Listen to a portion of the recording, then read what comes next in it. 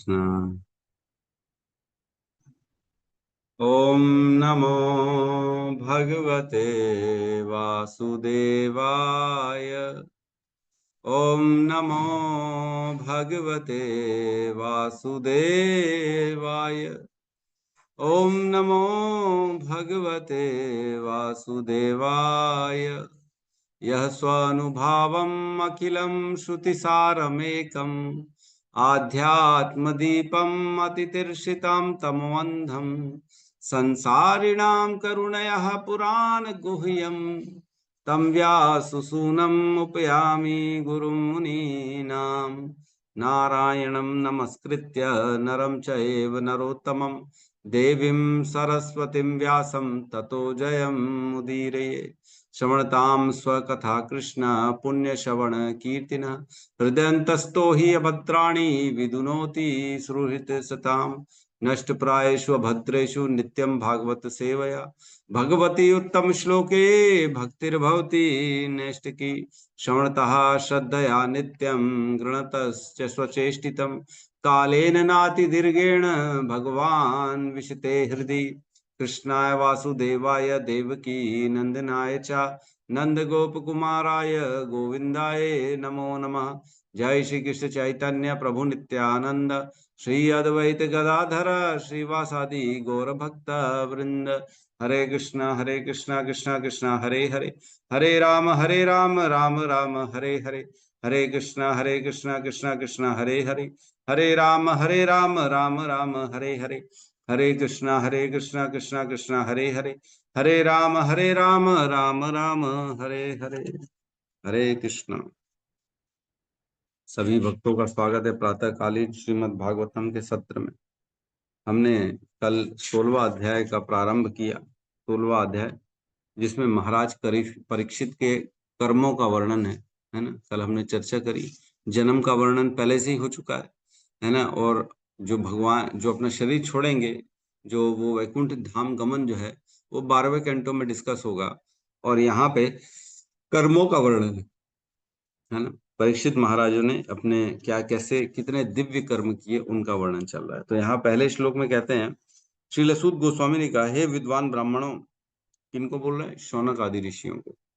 तब महाराज परीक्षित श्रेष्ठ द्विज ब्राह्मणों के आदेशों के अनुसार महान भगवत भक्त के रूप में संसार पर राज्य करने लगे।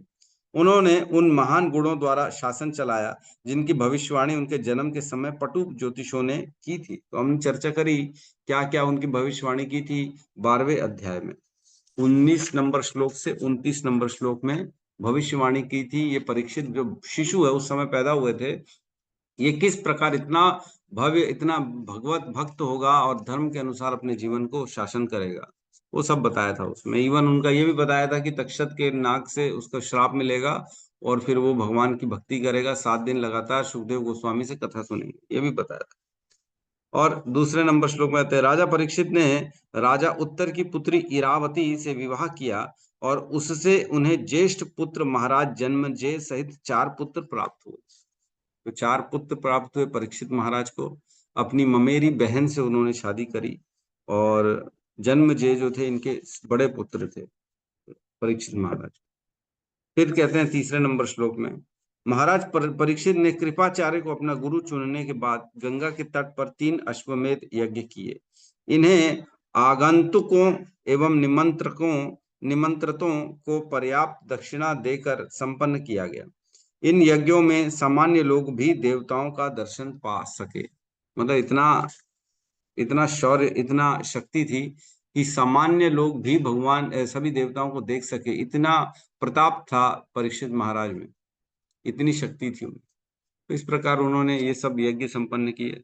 तो हम आज आगे मेन श्लोक 4 नंबर श्लोक में प्रवेश करते हैं।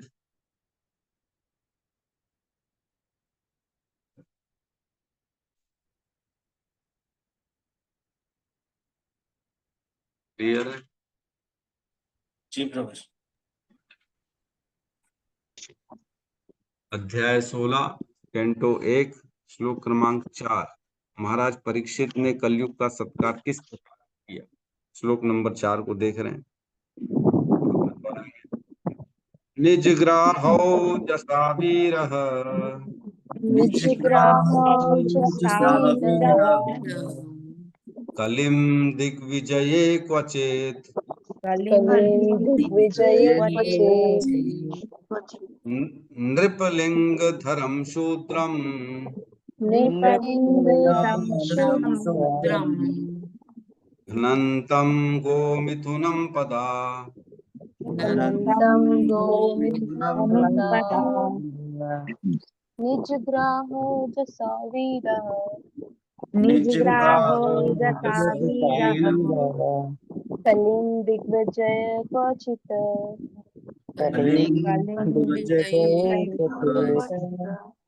नृपलिङ्गधरं शूद्रं शूद्रं घ्नन्तं गोमिथुनं पदा अनन्तं गोमिथुनं पदा निजग्राहो जसावीरः निजग्राहो जसावीरः कली दिग्वजय क्वचित् कलिं दिग्विजये क्वचित् नृपलिङ्गधरं शूद्रं नृपलिंगधरं शूद्रम् धनन्तं मिथुनं पद घ्नन्तं गोमिथुनं पदा निजग्राहो जसावीरः निजग्राहो जसावीरः कलिं दिग्विजये क्वचित् कलिं दिग्विजय क्वचित् नृपलिङ्गधरं शूद्रं नृपलिंगधरं शूद्रम् घ्नन्तं गोमिथुनं पदा धनन्तं गोमिथुनं पद अनुवाद। एक बार जब महाराज परीक्षित विश्व विजय करने निकले तो उन्होंने देखा कि कलयुग का स्वामी जो शूद्र से भी निम्न था, राजा का वेश धारण करके गाय तथा बैल की जोड़ी के पांवों पर प्रहार कर रहा था। राजा ने उसे पर्याप्त दंड देने हेतु तुरंत पकड़ लिया। ओम अज्ञानतिमिरन्धस्य ज्ञानांजन शलाकया चक्षुरुन्मीलितं येन तस्मै श्री गुरुवे नमः। श्री चैतन्य मनोभीष्टं स्थापितं येन भूतले स्वयं रूपः कदा मह्यं ददाति स्वपदान्तिकम्। वन्देऽहं श्री गुरु श्रीयुतपदकमलं श्री गुरून् वैष्णवांश्च श्रीरूपं सागरजातं सहगण रघुनाथान्वितं तं सजीवं साद्वैतं सावधूतं परिजन सहितं कृष्ण चैतन्य देवं श्री राधा कृष्ण पादान् सहगण ललिता श्री विशाखान्वितांश्च। हे कृष्ण करुणा सिंधु दीनबंधु जगतपते गोपेश गोपिका कांत राधा कांत नमस्ते। तप्त कांचन गौरांगी राधे वृंदावनेश्वरी वृषभानुसुते देवी प्रणमामि हरिप्रिय। वाञ्छाकल्पतरुभ्यश्च कृपा सिन्धुभ्य एव च पतितानां पावनेभ्यो वैष्णवेभ्यो नमो नमः। नमो विष्णुपादाय कृष्णपृष्ठाय भूतले श्रीमते भक्तिवेदांत स्वामीति नामिने। नमस्ते सरस्वती देवे गौरवाणी प्रचारिणे निर्विशेष शून्यवादी पाश्चात्य देशतारिणे। जय श्री कृष्ण चैतन्य प्रभु नित्यानंद श्री अद्वैत गदाधर श्रीवासादि गौर भक्त वृंद। हरे कृष्णा कृष्णा कृष्णा हरे हरे, हरे राम राम राम हरे कृष्णा। तो श्लोक क्रमांक 4 यहाँ से अब एक्चुअल बता रहे हैं कि कैसे कर्म किया है परीक्षित महाराज। परीक्षित महाराज बहुत बड़े भक्त थे और बहुत बड़े धर्मात्मा थे। उन्होंने सदैव धर्म का आचरण किया, धर्म के अनुसार अपने राज्य शासन को चलाया और धर्म के अनुसार चलाने के लिए इन्होंने बहुत सारे अपने राज्य में ब्राह्मण ऋषि साधुओं को साथ में रखा और उनके जो है गाइडेंस में, उनके मार्गदर्शन में वो अपना शासन चलाते थे। यद्यपि वे अकेले सम्राट थे, उनको जरूरत नहीं थी, लेकिन चूंकि धर्म के मामले में जो है कहीं कहीं चूक हो जाती है, इसलिए राजा का कर्म होता ही था। राजा का ये रूल्स था कि वो साथ में एक राज गुरु या एक हमारे ब्राह्मण साथ में रखते ही थे हमेशा। तो इस प्रकार वो लोग जो है धर्म का अनुसार अपने जीवन को चलाते थे, राज्य को भी चलाते थे। तो यहाँ कह रहा है निज ग्राहौ जसा वीर। निज ग्राहौ जसा वीर मतलब पर्याप्त दंड उसको जो अपने क्या बोलते हैं परीक्षित महाराज ने पर्याप्त दंड दिया उसको। किसको? कलिम दिग्विजय क्वचित। जो कली था, कलियुग जो था, कलयुग को पर्याप्त दंड दिया किन्होंने? परीक्षित महाराज ने। कब दिया? जब वो दिग्विजय क्वचित, जब एक बार वो निकले थे अपना पूरे इस अपने राज्य में अपना विजेता अपना अपने आप को मतलब कई बार निकलते थे पराक्रम दिखाने के लिए, राजा शासन में क्या हो रहा है क्या नहीं हो रहा है, अपना पराक्रम भी दिखाएंगे। कोई अगर उटपटांग काम कर रहा है तो उसको दंडित करने के लिए कोई राजा, एक्चुअल में क्या होता था जैसे एक सम्राट राजा है, उसके नीचे ना बहुत सारे छोटे छोटे राजा होते थे, और सब राजा छोटे छोटे जो थे वो अपने राज्य में कर वसूली करके मेन सम्राट को पहुंचाते थे। तो कई बार त्रुटियां हो जाती थी, कई लोग बेईमान हो जाते थे, देते नहीं थे, तो राजा निकलता था पूरे अपने शासन में, जहां चाहे वहां निकलता था, और जहां उसको कुछ भी ऐसा लग रहा था गलत हो रहा है सही नहीं हो रहा, तो वहां पे दंडित करता था उन छोटे छोटे राजाओं को। तो बता रहे ऐसे दिग्विजय के समय एक बार जब निकले थे तब उन्होंने देखा, क्या देखा? एक कलयुग था, कलयुग कलिम को देखा और उसको पर्याप्त दंडित किया। क्यों दंडित किया? तो कह रहे हैं वह कलयुग जो था वो कैसा दिख रहा था? नृपलिंग धर्म शूद्रम। नृपलिंग मीन्स कि राजा के वेश में था वो, है ना। नृप हमने कई बार पढ़ा ना, नृप मीन्स राजा। नृपलिंगम मतलब राजा का आभूषण साजो सज्जा उसकी थी, राजा की तरह थी, लेकिन एक्चुअल में क्या था वो? शूद्रम, एक्चुअल में शूद्र था, शूद्र था लेकिन राजा के वेश में था। और क्या कर रहा था वो? क्यों दंडित किया उसने? तो बता रहे हैं घनंतम गो मिथुनम पदा, मतलब कि वह जो था वह गौ मुखम मतलब गौ गाय को वो मार रहा था। गाय, एक्चुअल में यहाँ पे गाय लिखा है, और गाय और बैल दोनों को मार रहा था, यहाँ पे बताया गया है गाय और बैल दोनों के जोड़ों को पैर में मार रहा था, पैर में बहुत चोट पहुंचा रहा था। तो कलयुग था, उसको देखा राजा परीक्षित ने, गाय बैल के पैरों में जो है वो मारते हुए उनको देखा, इसलिए उनको पर्याप्त दंडित किया। तो यहाँ कह रहे हैं कि पर्याप्त दंडित किया, जबकि राजा को मारना तो गाय को मारना तो बहुत बड़ा जो है बहुत बड़ा पाप है। गाय और ब्राह्मण हम जानते हैं भगवान कृष्ण में है, वो हमेशा गाय और ब्राह्मणों की रक्षा करते हैं, है कि नहीं। गाय जो भगवान का बड़े प्रिय है, और ब्राह्मण जो भगवान के मुखारविंद है, जो भगवान का मस्तक है। भगवान कहते हैं ब्राह्मणों के मुख से मैं ग्रहण करता हूँ, है ना, यज्ञ के माध्यम से मैं ग्रहण करता हूँ और एक ब्राह्मणों के माध्यम से मैं ग्रहण करता हूँ। बस अगर भगवान को कुछ खिलाना है तो इन दोनों के माध्यम से ही स्वीकार करेंगे, और कुछ है ही नहीं।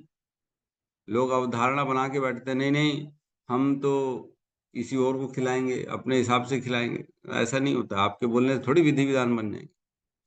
कई लोग बोलते हैं हम कन्याओं को खिलाएंगे, कन्याओं को नहीं खिलाया जाता, भगवान उसे ग्रहण नहीं करते, भगवान केवल ब्राह्मण से और यज्ञ से ही स्वीकार करते हैं। इसलिए इन दोनों को ही देना चाहिए, अगर भगवान के लिए कुछ हमने बनाया उनको देना है तो, अर्पण करना है तो।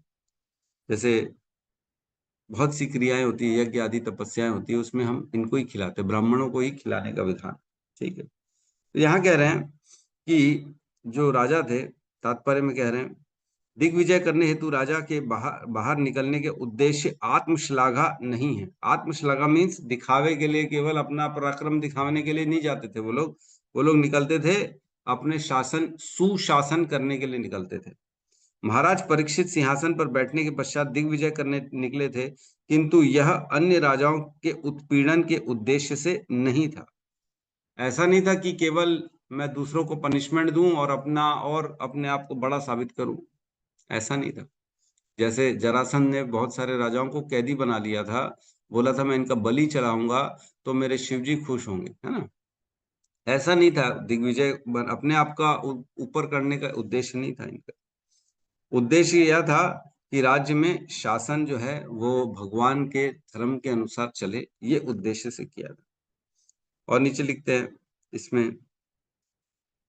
इसमें आत्मश्लाघा का प्रश्न नहीं उठता। अतएव जो ही महाराज परीक्षित एक निम्न जाति के मनुष्य को राजा के वेश में गाय तथा बैल की जोड़े के पैर पर प्रहार करते देखा तो उन्होंने तुरंत उसे बंदी बनाकर दंड दिया।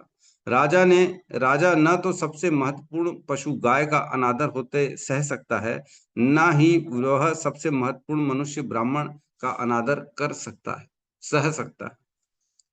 तो इसमें गाय के और ब्राह्मणों के बहुत सारे गुणों का वर्णन है कि गाय को माँ का भी दर्जा दिया गया है। जो माताएं हैं, जो 7 माताएं, उसमें गाय भी एक माता है। 7 माताएं कौन कौन सी हैं? एक जो जन्म देने वाली, एक जो पालने वाली, और एक होती है गुरु की पत्नी, है ना, और एक होती है राजा की पत्नी, है ना, और एक होती है पृथ्वी माँ, और एक होती है गाय, और एक और कौन होता है? क्या भूल रहा हूं मैं? किसी को याद है? अरे बोल, किसी को याद ही नहीं। धात्री हैं? धात्री पृथ्वी माँ, धात्री तो मैंने बता दिया ना, जो पैदा करने वाली है और जो पालने वाली, ये दोनों अलग अलग है। एक जो जन्म देने वाली एक है और एक पालने वाली, 2 हो गई। तीसरी हो गई पृथ्वी माँ, चौथी होती गाय गाय माता, और 5वीं हो गई राजा की पत्नी, 6वीं हो गई गुरु की पत्नी, और 7वीं कौन है? एक और है, भूल रहा हूं। कौन है? धरती माता प्रभु जी। पृथ्वी। पृथ्वी माता तो बोल दिया मैंने।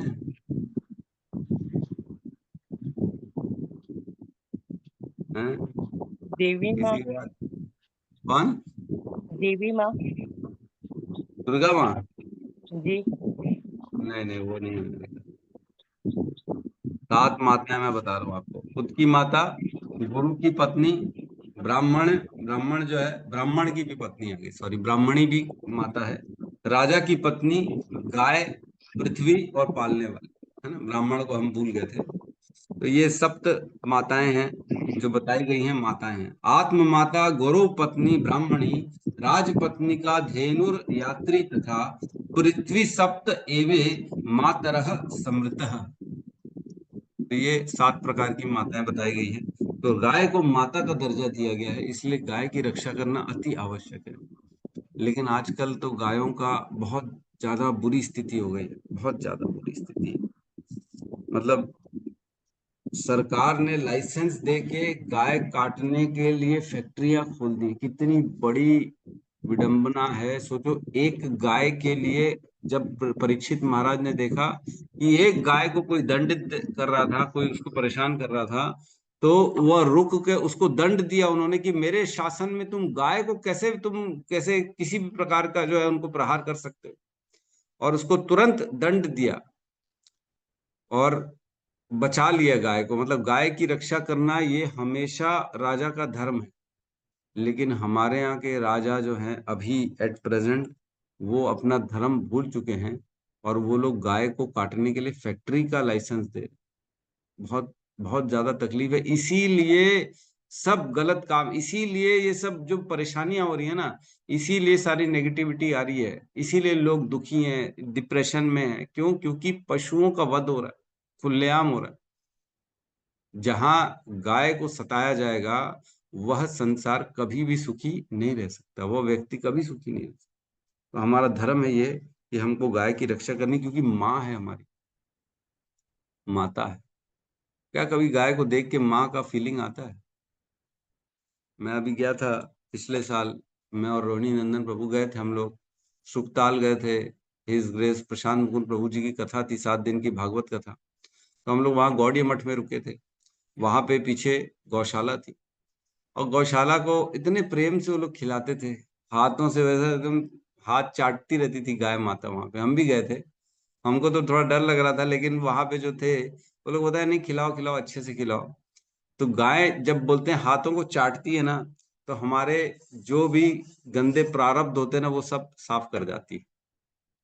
गाय के चाटने से हमारे हाथों की लकीरें बदल जाती हैं, कहते हैं, ये बहुत सारे लोगों ने ऐसा कहा है। पूरी लकीरें बदल जाती हैं जो गाय को सेवा करता है, उनको खिलाता है अच्छे से। ठीक। तो क्या देखा उन्होंने? महाराज परीक्षित ने यह देखकर चकित थे कि एक काला शूद्र राजा का वेश बनाए मानव समाज के सर्वाधिक महत्वपूर्ण पशु गाय के साथ दुर्व्यवहार कर रहा है। तो वह था शूद्र, लेकिन राजा के वेश में था। कलयुग का अर्थ है कुव्यवस्था तथा कलह। कलयुग कौन है? कुव्यवस्था और कलह। इस कुव्यवस्था तथा कलह का मूल कारण यह है कि निम्न श्रेणी के निकम्मे व्यक्ति, जिनकी कोई उच्चतर महत्वाकांक्षा नहीं है, राज्य के प्रबंध में अग्रणी बन जाते हैं। क्या कुव्यवस्था का मतलब क्या है? कि निकम्मे और ऐसे व्यक्ति जिनकी कोई महत्वाकांक्षा नहीं है, जिनको अपने आपका आइडेंटिटी नहीं मालूम, मेरे को करना क्या जीवन में, जो ये जानता कि मैं केवल शरीर हूं और केवल इंद्रिय भोग में लगाऊं, ये इस टाइप का निकम्मा व्यक्ति, जिनको ज्ञान नहीं है कि मेरे को आत्म साक्षात्कार करना है, मेरे को शरीर क्यों मिला है, भगवान का अंश हूं मैं, धर्म का आचरण करना है, अपने आप को और पशु से अपने आप को कोई भिन्न नहीं समझ रहा। हम भी और पशु में कोई भिन्नता नहीं है, ऐसा व्यक्ति जो होता है, ऐसे व्यक्तियों को क्या बता रहे हैं? इन्हीं को प्रबंधन में अग्रणी बना दिया जाता है, इनको मैनेजर बना दिया जाता है। शूद्र व्यक्ति नेता बन जाएगा, है ना, शूद्र व्यक्ति सीएम पीएम बन जाएगा, तो संसार में कैसे धर्म का आचरण करेंगे लोग, है कि नहीं? वो केवल अपनी इंद्रिय भोग करेगा और लोगों को भी यही प्रेरणा देगा कि तुम इंद्रिय भोग करो, खाली यही करो। तो ऐसे लोगों को ऊपर बिठा दिया जाता है, इसलिए कुव्यवस्था हो जाती है पूरी की पूरी। यहाँ कह रहा, राजा के पद पर ऐसे मनुष्य निश्चित रूप से सर्वप्रथम गाय तथा ब्राह्मण संस्कृति को हानि पहुंचाते हैं, जिससे संपूर्ण समाज नरक की ओर आगे बढ़ता है। इन्हीं के कारण पूरा समाज में कुव्यवस्था फैल जाती, सबके अंदर गलत शिक्षाएं प्रवेश कर जाती हैं। स्वयं महाराज परीक्षित ने प्रशिक्षित होने के कारण संसार के समस्त संघर्ष के मूल कारण की गंध पा ली थी, अतः वे इससे प्रारंभ में ही रोक देना चाहते। तो वो जानते थे, क्योंकि उन्होंने बचपन से धर्म सीखा था, धर्म क्या है, तो इस प्रकार उन्होंने उसको दंडित किया, कलयुग को। आगे बढ़ते हैं अगले श्लोक में।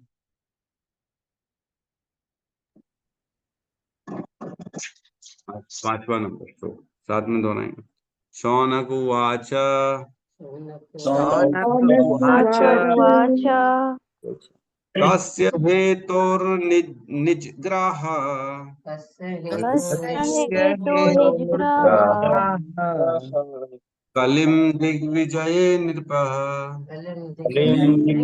दिग्विजय नृपा नृदेव चिन्हदृक् शूद्रक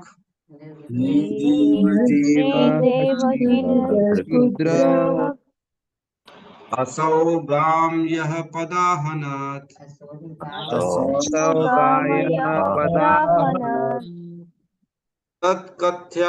तत्कथ्यतां महाभाग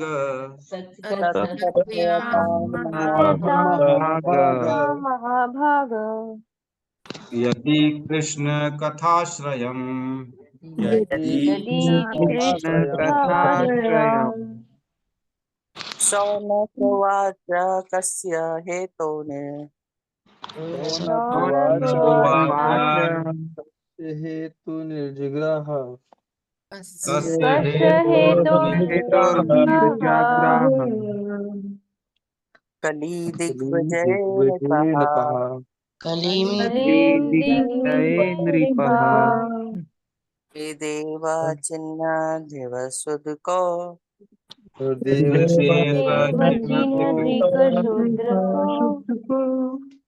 कौसागायं यः पदाहनत्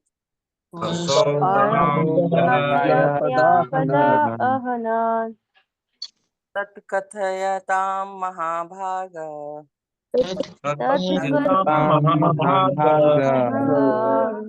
यदि कृष्ण कथाश्रयम् यदि कृष्ण कथाश्रयम् हरे कृष्ण। शौनक उवाच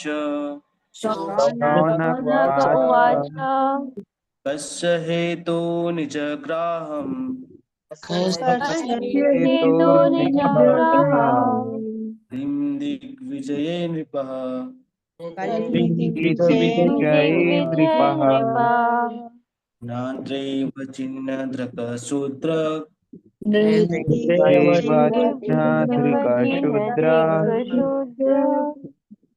अशोकामयः पदा अहनत् गायः पदानः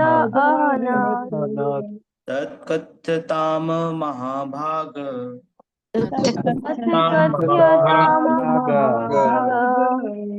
श्रीकृष्ण कथाश्रयम् यदि कृष्ण कथाश्रयम्। अनुवाद।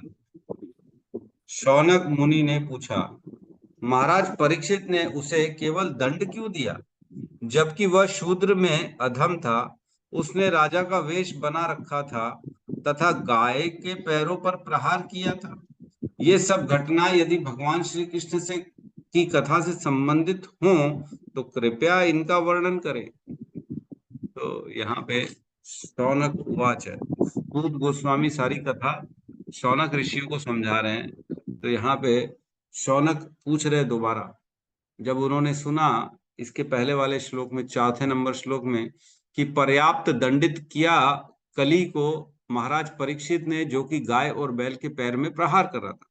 तो यहाँ पे कह रहे हैं कस्य हेतुर निजग्राह, कस्य हेतु, किस कारण से केवल पर्याप्त दंड दिया उसको। कस्य हेतुर निर्जग्राह, खाली दंड दिया, क्यों खाली पर्याप्त दंड दे के छोड़ दिया, मारा क्यों नहीं उसको, उसका वध क्यों नहीं किया, क्योंकि वो तो गाय का जो है गाय को मार रहा था। तो यहाँ कह रहे हैं कि खाली उसको दंड दिया, ऐसा क्यों किया। फिर कह रहे हैं कलिम दिग्विजय नृप, वह जो राजा के वेश में कलयुग था, जो राजा का वेश धारण किए हुए नृपिंस राजा, और विश्व यात्रा के समय जब राजा निकले थे तब कली को क्यों दंडित, खाली दंडित क्यों किया।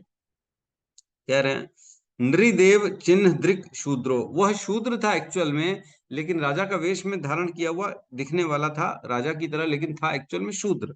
ऐसे कलयुग को महाराज परीक्षित ने केवल दंड क्यों दिया। फिर कह रहे हैं क्या किया था उसने, असौ गाम यह पदाहनत, उसने क्या किया था, गाय को और बैल के पैरों पे प्रहार किया। इतना जघन्य अपराध, सोचो, सुन रहे हैं शौनक आदि, तो भी वो बोल रहे हैं कि गाय की हत्या, गाय पे प्रहार कर रहा है, हत्या भी नहीं की प्रहार किया, तो वो कह रहे कि हत्या क्यों नहीं कर दी उसकी, है ना, केवल पर्याप्त दंड देके छोड़ दिया, ऐसा क्यों किया। और आज की डेट में इतनी गाय हत्या हो रही है और लोग देखते हैं और निकल जाते, बोले हम क्या कर सकते, कैसे हो गए हैं सब लोग, क्या करें। सही में बहुत परेशानी, बहुत बड़ा गाय के साथ इतना गलत अत्याचार हो रहा है समाज में। हमको ख्याल करना चाहिए, भगवान की प्रिय है गाय, हमेशा हम देखते हैं गायों के लिए। एक बार जब भगवान निकले पहली बार, जब गोपाष्टमी होती है उस दिन पहली बार जो है अपना यशोदा मैया ने परमिशन दी थी कृष्ण को कि गाँव चराने जाओ। छोटे छोटे थे बालक, बड़े हुए 5-6 साल के थे, बोले आज मैं गैया को चराने जाऊंगा। तो माता बोलती ठीक है आज तुम जाओ, बस आज तुम्हारे को फ्रीडम देते हैं, अब तुम थोड़े बड़े हो गए हो, गाय को ले जाओ चराने। तो मैया जब कृष्ण को पैर में पादुकाएं पहनाती है तो कृष्ण नहीं पहनते हैं, बोले आप मेरे को पहना रहे हो, इतनी गाय हैं इनको तो पहनाओ, इनको क्या चोट नहीं लगेगी, इनको कांटे नहीं लगेंगे, ये पहनेगी तब मैं पहनूंगा, नहीं तो मैं नहीं पहनूंगा। तो यशोदा मैया बोलती मैं 9 लाख गायों को कहाँ से उनकी पादुके पहनाऊंगी, इतनी सारी गाय है, उनको अगर मैं पैरों में चप्पल पहनाऊंगी तो हमारे पास तो सब खत्म हो जाएगा। तो उन्होंने बोला अच्छा ठीक है भाई तू जा, नंगे पैर ही जा बस। तो इस प्रकार कृष्ण नंगे पैर निकले थे गोपाष्टमी के दिन गायों को चराने के लिए। तो इतना ख्याल करते थे कृष्ण गायों का, और हम जो है क्या ख्याल करते हैं, हमेशा जब भी गाय मिले उसको हमें प्रेम देना चाहिए, यथाशक्ति कुछ खिलाना पिलाना चाहिए, जो कर सकते हैं करना चाहिए। गाय के स्पर्श करने मात्र से अनेक अनेक मतलब अनेक अनेक पाप हमारे कट जाते हैं। और गाय अगर हमारे हाथ को चाटती है तो हमारे प्रारब्ध बदल देती है, सोचो इतना फर्क आ जाता है। तो यहाँ क्या है, वो क्या कर रहा था, गाय और बैल को लात मार रहा था। फिर क्या कह रहे हैं, तत्कथ्याताम महाभाग, वर्णन, आप वर्णन करिए हे सूत गोस्वामी, आप उस कथा का वर्णन करिए। यदि कृष्ण कथाश्रय, यदि इसका रिलेशन कृष्ण की कथा से है तो इसका वर्णन करिए, नहीं तो मत करिए। मतलब ये जो कलयुग मार रहा है गाय को, बैल को मार रहा है, अगर इसका रिलेशन किसी भी हिसाब से कृष्ण से है तब इसकी कथा बताइए, नहीं तो मत बताइए। समझ पा रहे हैं? मतलब इतने ज्यादा कंसर्न है शौनक आदि ऋषि की, अपना समय व्यर्थ नहीं करना चाह रहे हैं। वो देख रहे हैं कोई किसी व्यक्ति को, शूद्र को मार रहा है, और वो शूद्र जो है राजा के वेश में, उसने गाय को मार रहा है, बैल को मार रहा है, तो हमारा क्या लेना देना? हमको क्यों बता रहे हो ये सब? भाई इसका संबंध है कृष्ण से तो बताइए, नहीं तो मत बताइए। लेकिन हम पूरे संसार की वार्ता करते हैं और कृष्ण की वार्ता करते ही नहीं, है ना। वयम तू न वितृप्यामा उत्तम श्लोके विक्रमे यत श्रवणताम रस ज्ञानम स्वादु स्वादु पदे पदे। जिसने भगवान की कथाओं का रस प्राप्त कर लिया है उसको हर पद पद में स्वाद मिलता है कृष्ण कथा का। उसको कभी तृप्ति नहीं मिलती कृष्ण की कथाओं से। वो हमेशा चाहता है कि मैं सुनता रहूं, कृष्ण के बारे में ही सुनता रहूं। वयम तू न वितृप्यामा, उनको तृप्ति कभी मिलती ही नहीं है। वो हमेशा चाहते हैं कि कृष्ण की कथा हो, और सुनूं और सुनूं और सुनूं। ऐसे शौनक आदि ऋषि, हम जानते हैं शौनक आदि ऋषि पहले बैठे थे यज्ञ करने के लिए। 88,000 ऋषि पहले यज्ञ करने बैठे थे, और एक लंबा यज्ञ बोले हम करेंगे जिससे भगवान को प्रसन्न करेंगे। तब अचानक वहां पे सूत गोस्वामी आए तो सब यज्ञ को हटा दिए, बोले हटाओ ये सब यज्ञ का कोई कोई औचित्य नहीं है, हम कृष्ण की कथा सुनेंगे सूत गोस्वामी के मुख से। सूत गोस्वामी का नाम है उग्र श्रवा, जिन्होंने उग्र श्रवा एक बार सुन के पूरे 18,000 श्लोक उन्होंने एक बार में याद कर लिए थे। उनको पूरा एक बार सुना, बस कंठस्थ हो गया। जब सुखदेव गोस्वामी परीक्षित महाराज को ये कथा भागवतम सुना रहे थे, तब परीक्षित के बाजू में ये सूत गोस्वामी बैठे थे जिनका नाम है उग्र श्रवा, और इन्होंने पूरी की पूरी भागवत डायरेक्ट सुखदेव गोस्वामी से सुनी, और उसके बाद शौनक आदि ऋषियों को नैमिषारण्य में सुनाया, है ना। तो इस प्रकार सुखदेव गोस्वामी उग्र श्रवा, इनके पिताजी का क्या नाम था? रोम हर्षण। उनके रोम हर्षित हो जाते थे भगवान की कथा सुन के और वो कथा ही कर रहे थे। एक बार जब कथा कर रहे थे तब स्वयं बलराम आ गए थे, और बलराम के आने पे वो उठे नहीं अपनी व्यासपीठ से, और जो है बलराम जी को उन्होंने जो है ना प्रॉपर रिस्पेक्ट नहीं दिया। तो बलराम जी क्रोधित हो गए और वहीं तिनका एक उठा के फेंका, तो उससे उनका मृत्यु हो गई थी, वो मर गए थे। वहीं व्यास आसन पे ही उनको मार डाला। सोचो कोई कथा कर रहा है और आगे कोई उनको मार डाले उसी व्यास आसन में बैठे बैठे, कैसा लगेगा? तो ऐसे ही हुआ था, रोमहर्षण जी मर गए थे व्यास आसन में। तब फिर बलराम जी बोले कि ये तो मुझे जो है एक ब्राह्मण हत्या का पाप लग गया, अब क्या करना चाहिए। तो इस प्रकार की वो अलग कथा है। तो यहाँ कह रहे हैं कि अगर इसका संबंध कृष्ण के से रिलेटेड है तब हमें बताइए, अदरवाइज इसको यहीं पे स्टॉप कर दीजिए। तो हम सबको अपना समय व्यर्थ नहीं करना चाहिए। सोचो उस समय वहां पे बैठे हुए शौनक आदि ऋषियों ने अपने समय का इंपॉर्टेंस जाना, और वो जान रहे हैं कि हमको एक एक पल हमारा व्यर्थ नहीं करना। व्यर्थ कैसे होता है? जितना जितना हम संसार की वार्ता में लगते हैं, जितना जितना हम ग्राम्य कथा इधर उधर की गॉसिपिंग में करते हैं, वो सारा हमारे जीवन से समय व्यर्थ हो रहा है। एक श्लोक आता है उसमें कहते हैं आयुर्हर्ति वै पुंसाम उद्यन अस्त च यन सौ तस्य ऋते यत् क्षणो नीत उत्तम श्लोके वार्तया। दूसरे कैंटो का है, मेरे ख्याल से 2.3.17 है मेरे ख्याल से। इसमें कहते हैं कि जो सूर्योदय हो रहा है और सूर्य अस्त हो रहा है रोज, ये हमारी आयु को खत्म कर रहा है। रोज रोज आ रहा है, सवेरे सूर्योदय होता है, शाम को सूर्यास्त हो जाता है, पूरा दिन निकल जाता है, हमारी आयु रोज खत्म होती जा रही है। एक एक दिन करके हमारी आयु निकलती जा रही है। लेकिन उसकी नहीं निकल रही है जिसके जीवन में, जिसने अपने समय को अगर एक क्षण भी उसने कृष्ण को दिया, तो वह क्षण को हरने की शक्ति इसमें भी नहीं है, किसी में नहीं, काल में भी नहीं। वह क्षण को हरने की शक्ति नहीं है। तो इसका एग्जाम्पल है, एक्चुअल में ये समझ में इतना इजी नहीं आता है, अगर किसी दो व्यक्ति हैं, है ना, दोनों के पास 1000 रुपए हैं, सपोज करो, है ना, सत्यम प्रभु हैं, गौतम बुद्ध प्रभु है, दोनों के पास 1000 रुपए हैं। सपोज करो सत्यम प्रभु गए और 1000 रुपए का इडली डोसा और जो है और खा लिया और बढ़िया अपने लिए कपड़ा वपड़ा ले लिया, 1000 रुपए खत्म हो गया, जेब से चला गया 1000 रुपए, अब कुछ नहीं बचा। और वहीं गौतम प्रभु ने 1000 रुपए का क्या किया, 1000 रुपए के जाके एफडी करा ली, फिक्स डिपॉजिट कर दिया। दोनों ने अपना 1000 रुपए खर्चे कर दिए कि नहीं कर दिए? दिख तो रहा है कि अब दोनों के पास पैसा खत्म, पॉकेट में जीरो, कुछ रुपया नहीं बचा है। लेकिन यद्यपि एक्चुअल में पैसा खत्म किसका हुआ है?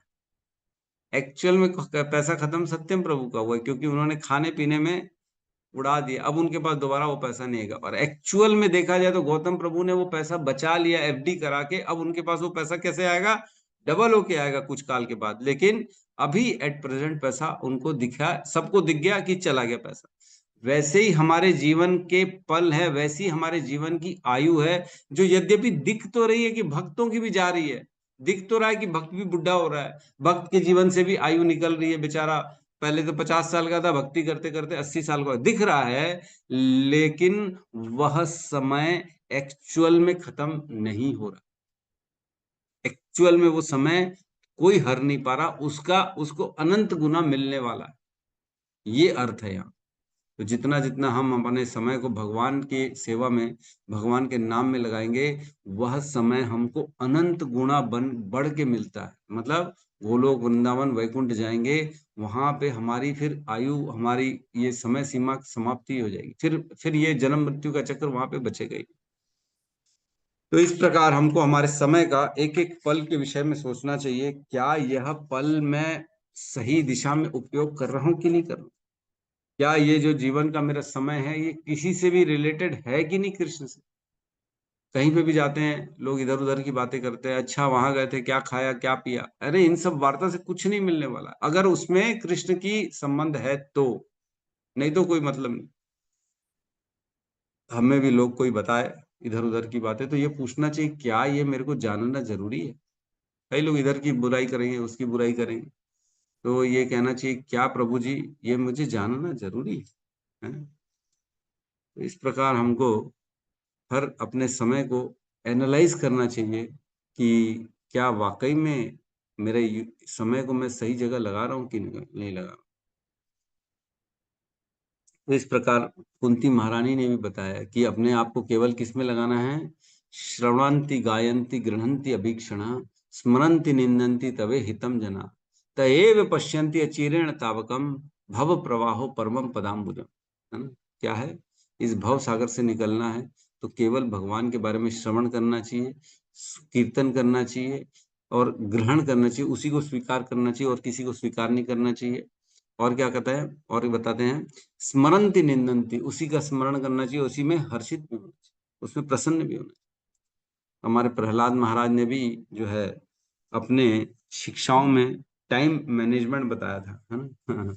वो बताते हैं कि व्यक्ति का जीवन जो है ना, 100 साल का सपोज करो जीवन है, तो 50 साल तो उसके सोने में निकल जाते हैं, है कि नहीं? मात्र सोता रहता है 50 साल, आधा समय सोता रहता है।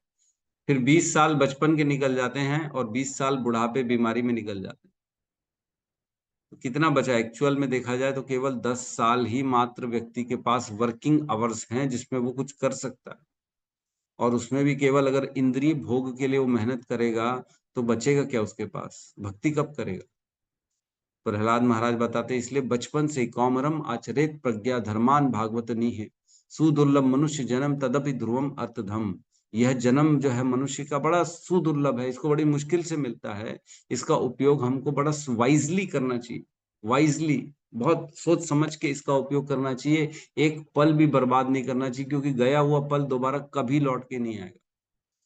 इस पल को हम चाहें तो बर्बाद कर सकते हैं और इस पल को चाहें तो हम एफडी कर सकते हैं, दोबारा मिलेगा, अनंत गुना बढ़ के मिलेगा। कैसे मिलेगा? उत्तम श्लोक वार्ता, उत्तम श्लोक भगवान की अगर वार्ता करेंगे तो सूर्य हमारी यद आयुर्हर्ति वै पुंसाम उद्यन चयन सौ तस्ऋतो यद क्षणो नीत उत्तम श्लोक वार्ता। आयु हरने की शक्ति काल सूर्य में नहीं है, अगर वह आयु वह क्षण हम भगवान को दे देते तो। हमारे जीवन में एक एक पल, एक एक मिनट, एक एक घंटा, एक एक दिन सोचना चाहिए, क्या मैंने आज के दिन में कुछ भगवान के लिए किया कि नहीं किया, कुछ नया सुना कि नहीं सुना, गुरु का आदेश, भगवान की लीला, भगवान के पास टाइम्स, है ना, किसी भगवान के भक्त की कथा सुन ली, इस प्रकार भगवान की भगवत गीता का ज्ञान पढ़ लिया, कैसे भी करके हमको अपने समय को भगवान में लगाना चाहिए। यही अक्लमंद है, यही सच्चाई में देखा जाए तो इंटेलिजेंट व्यक्ति। और वो इंटेलिजेंट व्यक्ति नहीं है जो खाली लगाव पड़ा हुआ है अपने काम में, मैं अपना घर बना लूं, मैं अपना ये बना लूं, वो बना लूं, वो तो सब छूटने वाला है। क्या उसके लिए लगे पड़े? क्या हर घर जो बनाया है आज तक कोई जीवन भर में टिका है? कौन आज तक अपने घर में अनंत साल तक रह रहा है? कोई नहीं रह रहा। सबको छोड़ के जाना, किराए का घर है ये शरीर हमारा किराए का है, एक न एक दिन तो इससे निकलना ही पड़ेगा, छूट जाएगा सब चीज। तो हमको समझना चाहिए जाने वाला क्या है हमारे साथ में, शाश्वत जो है वो भगवान का नाम है, धर्म है, वो हमारे साथ जाने वाला।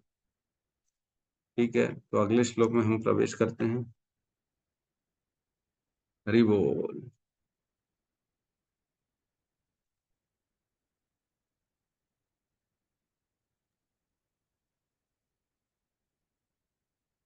श्लोक क्रमांक 6 साथ में दोहराएंगे। अथवास्य पदाम्भोज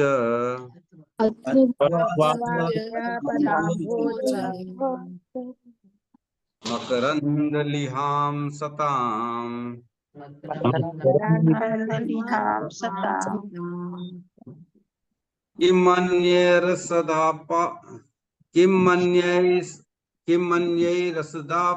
रसदालापौ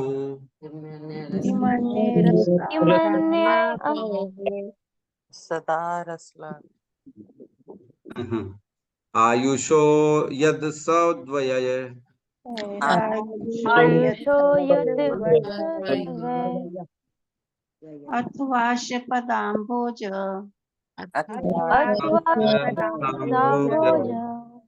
जमकरन्दलिहां सताम् मकरन्दलिहां सताम् किम् अन्यैर् सदालापैर्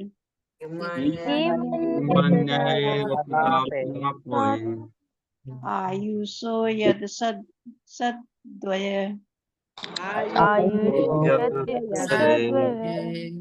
हरे कृष्ण। अथवास्य पदाम्भोज मकरन्दलिहां सताम् इमन्यरसदालापैः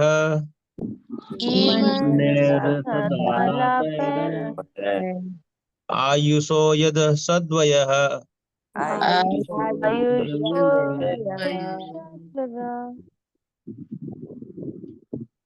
अनुवाद।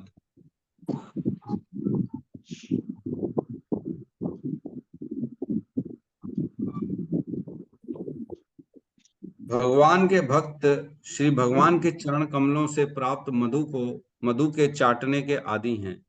उन कथा प्रसंगों से क्या लाभ जो मनुष्य के बहुमूल्य जीवन को व्यर्थ नष्ट कर रहे हैं। तो यहाँ पे वही बताया गया है कि जो भगवान के भक्त हैं वो केवल और केवल उनके जैसे हैं। जो मधु है केवल वो हनी को चाटने का काम करती है ना। जो हम देखते हैं मधुमक्खी होती है, केवल वहीं जाती है जहां पे मधु होता है, और कहीं नहीं जाती। और कहीं जाती है क्या मधुमक्खी? मक्खी हर कहीं बैठती है, लेकिन मधुमक्खी केवल वहीं जाती है, चुन के ढूंढेगी, वो फूलों के रस पे जाके बैठेगी और कहीं नहीं बैठेगी मधुमक्खी। और मधुमक्खी के अलावा एक मक्खी है जो चुन के ऐसी जगह जाती है जहां सबसे ज्यादा गंदगी है। तो मधुमक्खी की तरह होते हैं भक्त, वो चुन के ऐसी जगह जाते हैं जहां केवल कृष्ण की लीलाएं, कृष्ण की कथा का आस्वादन चल रहा है, वो उसी को चाटने के आदी बने हुए, और कुछ नहीं। उनको जीवन में और कुछ चाहिए ही नहीं, है ना। अथवास्य पदाम्भोज, अथवास्य अन्यथा, जैसे एक्चुअल में पिछले श्लोक से लिंक समझिए इसका। पिछले श्लोक में बोले अगर कृष्ण से संबंध है तो ही बताना, नहीं तो मत बताना। तो वहां से हम इसका रिलेशन जोड़ेंगे। तो यहाँ अगर अथवास्य पदाम्भोज, या तो कृष्ण या फिर उनके भक्तों की कथा हो, पदाम्भोज मकरंद लिहाम सताम, या तो उनके कृष्ण के चरण मतलब उनकी कथा हो, या तो उनके भक्तों की कथा हो, और कोई नहीं होना चाहिए। इन दोनों से जुड़ा हुआ हो तब तो ठीक है। किम अन्यई रस सदा, किम अन्यई, अगर इससे अलग कुछ है, इतर कुछ है, जो भ्रमक विषय या दूसरे कोई विषय हैं, तो उसकी तरफ हमको आकर्षित नहीं हो। किम अन्यई, फिर आयुषो सदा, आयुषो यद असत व्यय, कि ये तो जीवन की आयु और अपने जीवन का अपव्यय होगा अगर हम कृष्ण के संबंधित कथा को ना सुने। समझ में आ रहा है? कह रहे हैं आयु हमारी जो है, आयुषो, आयुषो यद असत व्यय, बेकार मतलब गलत जगह हम अपनी आयु का खर्च करेंगे अगर कृष्ण से या उनके भक्तों से संबंधित ये कथा नहीं है। तो कृपया करके मत बताइए हमको।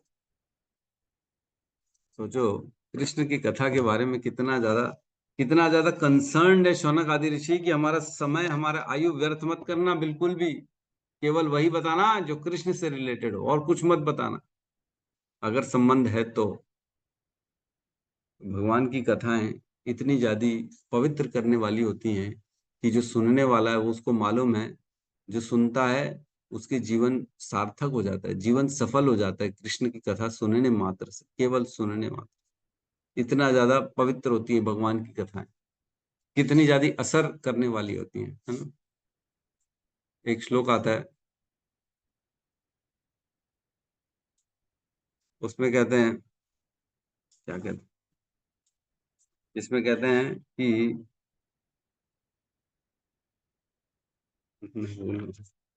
लोग अब भूलते जा रहा हूँ थोड़ा थोड़ा। उसमें कहते हैं तदवाग विसर्गो जनताग विप्लव, यस्मिन् प्रतिश्लोकम अबध्यवत्यपि नामान अनंतस्य यशो अंकितानि यत् श्रवन्ति गायन्ति साधवः, श्रवन्ति गायन्ति गृह्णन्ति साधवः। तो बेसिकली तदवाग विसर्गो, जिन वाक्यों में तदवाग विसर्गो जनताग विप्लव, ऐसे वाक्य, ऐसे शब्द, ऐसी कथाएं जो भगवान से रिलेटेड हो, वह क्या पैदा करने आती है, वो विप्लव, जनताग विप्लव, पूरे संसार में, पूरे जो सुनने वाले हैं उनके जीवन में एक क्रांति उत्पन्न करने वाली होती हैं।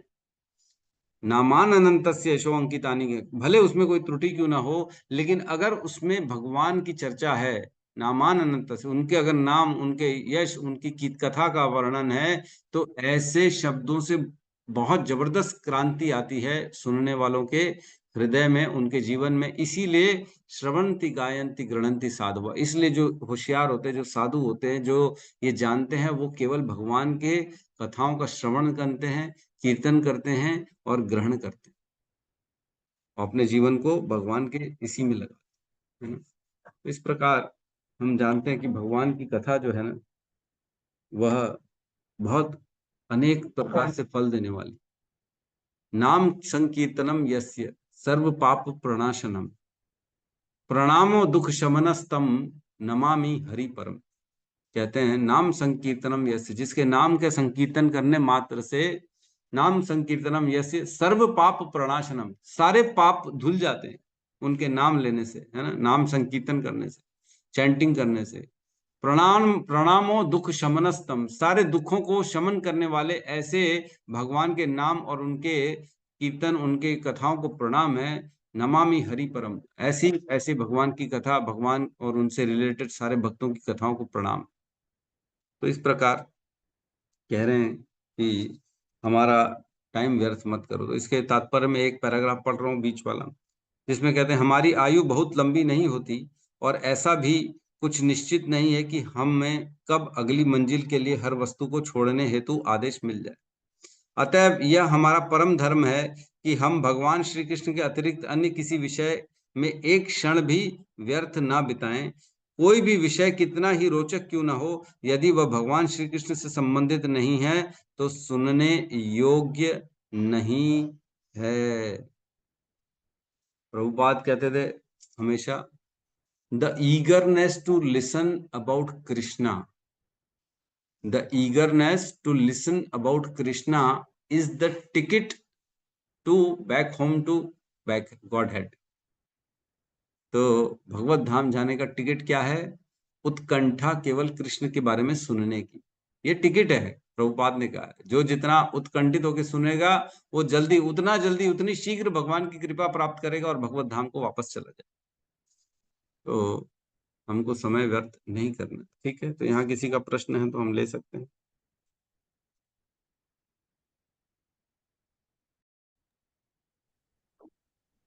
हरे कृष्णा कृष्णा कृष्णा हरे हरे, हरे राम राम राम हरे हरे। राम हरे हरे। समस्त भक्त वृंद की जय।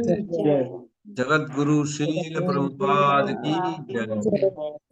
निताई गौर प्रेमानंदे हरि हरि बोल। हरे हरे कृष्णा प्रभु जी, दंडवत प्रणाम। बहुत बहुत धन्यवाद प्रभु जी। प्रभु जी, सादर हरे प्रणाम। कृष्ण। हरे कृष्ण प्रभु जी। हरे कृष्ण।